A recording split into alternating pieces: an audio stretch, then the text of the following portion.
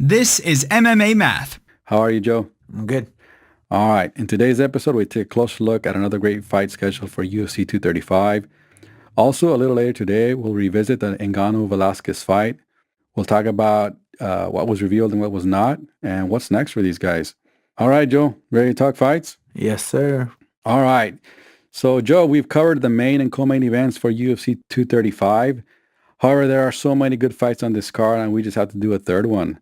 So of all the big names on this card, which is the other fight that cannot be ignored and the one that we should be watching this coming weekend? It's a good, this one I'm really excited about, Robbie Lawler versus Ben Askren. We've been waiting for an appearance of Ben Askren in the UFC for a long time. I know I have, and I'm excited to see him step up in a level competition and finally, jump in the water with these sharks over here in the UFC. Again, for this event, we are going to Las Vegas, Nevada. The former champion will make his way across the country from Sunshine State in Florida, and Ben will make his short trip from the Valley of the Sun in Arizona. All right, Joe, let's begin with the former champion first, Ruthless Robbie Lawler. What a fitting name for a fighter like him, Joe. It fits him perfectly. When I think of his fights, how his fights turn out, that nickname tends to bubble up.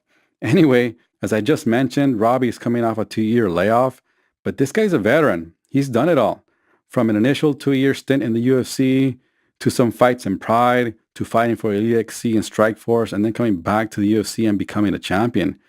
That right there is the definition of a fighter, at least in my book. There's just no quitting him. Let's take a closer look at Ben Askren, Joe.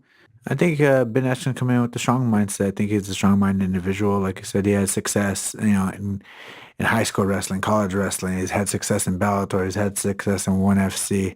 So I think he's used to, having success, and he thinks it's not going to be any different coming into the UFC. The majority of his fights were at 185. Now, on the other side of the cage, Askren has spent his entire career at 170. So what do these numbers tell us, Joe, and is size a factor in this fight? I don't think. Obviously, Robbie's a little bit bigger of a guy, so size could be a factor on the feet. If he has more power, carrying more power with him. So if he could keep it on the feet and stop those takedowns by being the bigger, stronger guy, and kind of having those heavier punches, that could work in his favor.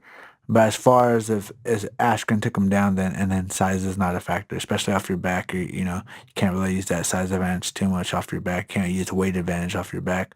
Can't use power off your back. So as long as the fight's standing, yeah, that could come into play in Robbie's favor. But if it's on the ground, size won't be a factor at all.